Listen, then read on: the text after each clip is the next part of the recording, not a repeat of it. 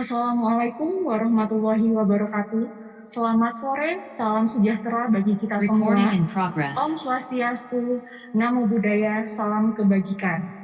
Baik, Bapak dan Ibu, untuk menghemat waktu, langsung saja kita masuk ke agenda yang pertama, yaitu penyampaian paparan sosialisasi keputusan Menteri Pan-RB tentang nilai ambang batas seleksi kompetensi dasar pengadaan PNS tahun 2021 yang akan disampaikan oleh Bapak Karmoko Arisambodo selaku PLT Asisten Deputi Perencanaan dan Pengadaan SDM Aparatur dan Mas Albita Anandisaba selaku Analis Perencanaan. Kepada Bapak Ari dan Mas Aldi, kami persilahkan. Baik, terima kasih Mbak Cindy. Assalamualaikum warahmatullahi wabarakatuh, Bapak Ibu sekalian yang kami hormati. Baik Bapak Ibu sekalian, untuk mempersingkat waktu, kami kira kami tidak akan berpanjang lebar karena memang materinya sudah singkat, padat, dan kemudian juga sudah to the point apa yang ingin kami sampaikan, yakni terkait dengan nilai ambang batas SKD pengadaan PNS tahun 2021. Barangkali mungkin secara singkat Bapak Ibu sekalian juga sudah ketahui bahwa tahun ini kita setidaknya ada 3 kelompok pengadaan yang kita akan yang telah sedang kita rencanakan, yakni untuk PNS, kemudian dari jalur P3K, kemudian jalur P3K kita bagi menjadi 2 kelompok, yakni P3K guru dan P3K non guru. Baik Bapak Ibu sekalian, sebelum kita mulai dari materi ini, izinkan saya nanti bersama rekan kami Mas Aldi untuk menyampaikan beberapa hal yang terkait dengan materi inti kita hari ini adalah terkait dengan seleksi nilai ambang batas atau passing grade dari PNS ya, dari CPNS.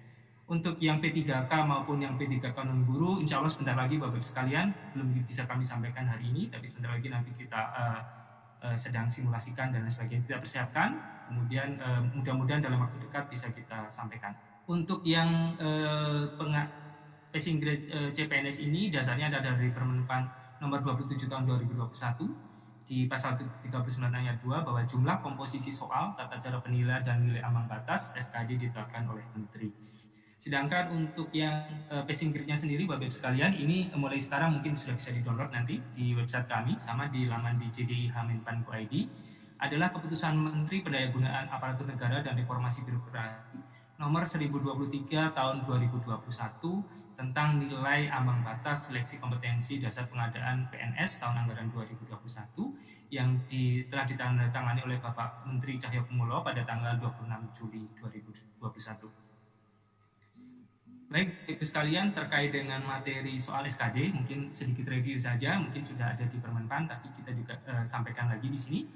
Yang pertama adalah ada 3 materi untuk SKD Bapak Ibu sekalian, yakni tes wawasan kebangsaan atau TWK, kemudian tes intelijensia umum, kemudian yang ketiga adalah tes karakteristik pribadi. Dan selanjutnya Bapak Ibu sekalian terkait dengan materi-materi apa yang ada di TWK, kemudian apa yang ada di TIU dan TKP, silakan Mas Aldi, silakan dibacakan untuk materinya. Baik, terima kasih Pak Ari. Mohon izin Bapak Ibu, sebelum kita masuk ke nilai ambang batas, kita coba review kembali terkait materi yang akan diujikan di seleksi kompetensi dasar.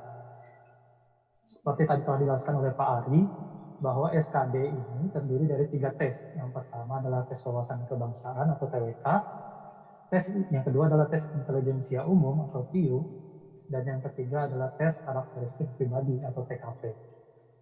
Kita coba bedah satu persatu Bapak Ibu. Yang pertama adalah TWK.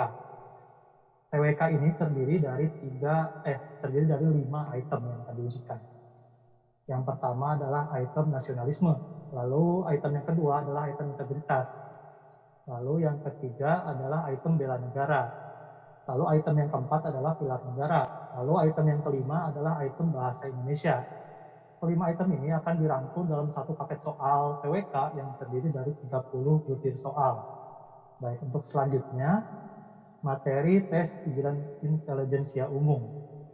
Secara umum, materi soal TIU ini terdiri dari 3 item yang akan diujikan. Yang pertama adalah verbal atau kata-kata, yang kedua numerik atau angka-angka, dan yang ketiga figural atau gambar-gambar. Kita coba perdalam satu persatu Bapak Ibu. Item yang pertama, verbal, terdiri dari 3 sub-item. Yang pertama adalah sub-item analogi. Sub-item yang kedua adalah sub-item silogisme. Lalu subitem yang ketiga adalah subitem analitis. Pada item numerik yang diujikan adalah 4 subitem. Subitem yang pertama adalah subitem berhitung. Lalu subitem yang kedua adalah subitem deret angka. Subitem yang ketiga adalah perbandingan kuantitatif. Lalu subitem yang keempat adalah subitem soal cerita. Lalu kita masuk ke item yang ketiga, yaitu item figural. Item figural ini terdiri dari 3 subitem yang akan diujikan. Yang pertama adalah subitem analogi. Subitem yang kedua adalah subitem ketidaksamaan. Lalu yang ketiga adalah subitem serial. Ketiga item yang terdiri dari beberapa subitem ini akan dirangkum dalam satu paket soal yang terdiri dari 35 butir soal. Ini masih sama seperti tahun lalu, Bapak. Lalu kita masuk ke materi soal yang ketiga, yaitu tes karakteristik pribadi. Pada TKP ini terdiri dari 6 item yang akan kita ujikan. Yang pertama ini item pelayanan publik. Lalu subitem yang kedua adalah item jaring kerja. Lalu item yang ketiga adalah item sosial budaya. Lalu item yang keempat adalah item teknologi informasi dan komunikasi. Lalu item yang kelima adalah item profesionalisme. Lalu item yang keenam ini adalah item anti radikalisme. Keenam item TKP ini akan kami rangkum dalam satu paket soal yang terdiri dari 45 butir soal. Nah, untuk selanjutnya terkait tata cara penilaian dan passing grade akan dijelaskan lebih lanjut oleh Bapak Atmoko Ari. Saya persilakan Bapak. Baik Mas Aldi. Selanjutnya Bapak Ibu sekalian terkait dengan pengaturan bobot nilai. Jadi untuk TWK tadi disampaikan Mas Aldi ada 30 butir soal. Apabila menjawab benar itu bernilai 5, tapi kalau salah atau tidak menjawab maka nilainya 0. Karena itu jumlah nilai maksimumnya adalah 150. Bapak sekalian kalau menjawab semuanya benar. Kemudian untuk tes intelijensia umum terdiri dari 35 butir soal, di mana kalau menjawab benar dia 5 dan tidak menjawab atau salah menjawab adalah 0. Sehingga nilai tertingginya adalah 175. Sedangkan tes karakteristik pribadi terdiri dari 45 butir soal, itu ada 5 tingkatan. Menjawab paling benar adalah, paling sesuai maksud saya adalah 5, kemudian 4, 3, 2, dan 1. Sedangkan tidak menjawab itu bernilai 0. Sehingga nilai maksimum di sini adalah 225. Total butir soal dari SKD itu adalah 110 butir soal. Terjadi penambahan 10 butir soal dibandingkan tahun 2019 yang lalu. Sehingga nilai tertingginya pun juga mengalami penambahan sebesar 50 poin sehingga jumlah totalnya adalah 550. Kemudian terkait dengan waktunya Bapak Ibu sekalian, waktu pelaksanaan SKD adalah 100 menit. Ya, 100 menit.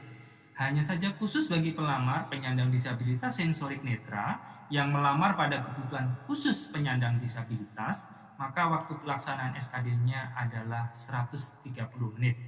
Jadi secara standar adalah 100 menit.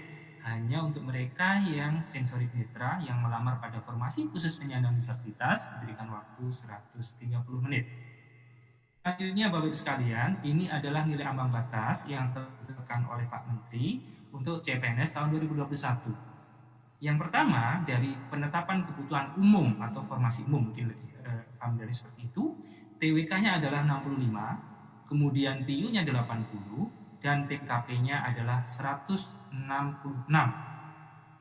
Kemudian yang kedua, formasi khusus disabilitas itu TIU-nya 60 dan total SKD-nya 286. Kemudian yang ketiga, untuk penetapan kebutuhan khusus cum laude itu TIU-nya 85 dan total SKD-nya 311. Kemudian yang keempat, penetapan kebutuhan khusus diaspora, TIU-nya 85, total SKD-nya 311. Yang kelima, penetapan kebutuhan khusus untuk putra-putri Papua dan Papua Barat, itu TIU-nya 60, kemudian total SKD-nya 286. Dan ada beberapa jabatan yang kita berikan juga spesial untuk nilai ambang batas yang di nomor 6 dan nomor 7. Yang pertama adalah penetapan kebutuhan untuk dokter yang di umum, itu TIU-nya adalah 80, kemudian total SKD-nya 311. Kemudian yang ketujuh, penetapan kebutuhan umum untuk ABK, rescuer, dan pengamat gunung api dan lain-lain, itu nanti akan ada daftarnya di Kemenpan tersebut. Itu TIU-nya 70, total SKD-nya adalah 286. Demikian Bapak Ibu sekalian terkait dengan passing grade tahun 2021. Mungkin yang paling banyak ditunggu-tunggu adalah yang di penetapan kebutuhan umum. Jadi 65, 80, dan 166. Atau secara total jumlahnya 311. Baik, kemudian selanjutnya akan disampaikan oleh Mas Aldi apa saja penetapan kebutuhan umum untuk dokter di nomor 6 dan nomor 7, Mas Aldi. Silakan Mas Aldi. Baik, terima kasih Pak Ari. Bapak Ibu mohon izin, tadi Pak Ari telah menyampaikan nilai ambang batas untuk kebutuhan umum dan kebutuhan khusus. Tapi selain nilai ambang batas untuk kedua kelompok tersebut, ada juga kelompok lainnya. Yang pertama adalah penetapan kebutuhan umum, tetapi untuk jabatan dokter. Untuk jabatan dokter tersebut, nilai ambang batas SKD CPNS tahun 2021 untuk TWK dan TKP itu tidak ada nilai minimum yang harus dicapai. Tetapi untuk TIU itu ada sebesar 80 nilai minimum yang harus peserta capai. Lalu secara kumulatif, total SKD-nya pun minimal harus mencapai 311. Untuk jabatan dokter tersebut, ada 3 jabatan Bapak Ibu. Yang pertama adalah dokter dengan kualifikasi pendidikan dokter atau dokter spesialis. Yang kedua adalah dokter gigi dengan kualifikasi pendidikan dokter gigi atau dokter gigi spesialis. Dan yang ketiga adalah dokter pendidik klinis. Untuk lebih jelasnya, Bapak Ibu dapat melihat pada lampiran 1 keputusan Menteri Pan-RB nomor 1023 tahun 2021. Baik, untuk yang selanjutnya, Bapak Ibu ada juga penetapan kebutuhan umum atau formasi umum untuk jabatan tertentu lainnya, yaitu untuk ABK, rescuer, dan pengamat gunung api. Untuk kelompok ini, nilai ambang batas yang harus pelamar raih untuk tes TWK dan TKP itu tidak ada nilai minimumnya. Tetapi untuk TIU, nilai minimum yang harus diraih adalah 70. Dengan nilai kumulatif total SKD yang harus pelamar raih minimal sejumlah 286. Adapun rincian jabatan ABK ini apa saja? Kurang lebih ada 92 jabatan Bapak Ibu untuk ABK, rescuer, dan pengamat gunung api. Untuk lebih jelasnya Bapak Ibu dapat mengecek pada lampiran 2 keputusan Menteri Pan-RB nomor 1023 tahun 2021. Selanjutnya Bapak Fatmokari, ada yang ingin ditambahkan? Baik, terima kasih Mas Aldi. Saya kira demikian Bapak Ibu sekalian yang kami bisa sampaikan terkait dengan nilai ambang batas CPNS, dan tadi telah kami sampaikan secara ringkas di slide ini. Demikian Bapak dan Ibu, tak terasa kita telah sampai di penghujung acara. Mohon izin kami akan menutup acara sosialisasi pada hari ini. Kami mengucapkan banyak terima kasih kepada para tamu undangan, narasumber serta rekan ASN yang telah mengikuti kegiatan sosialisasi keputusan Menteri Pan-RB tentang nilai ambang batas seleksi kompetensi dasar pengadaan PNS tahun 2021. Kami memohon maaf apabila terdapat kekurangan pada pelaksanaan kegiatan sosialisasi pada hari ini. Saya Sindiana Aldrivisia, mohon pamit undur diri. Terima kasih dan tentunya tak lupa pula kami menghimbau untuk mari menjadi ASN berakhlak yang bangga melayani bangsa. Sampai jumpa di lain kesempatan. Wassalamualaikum warahmatullahi wabarakatuh.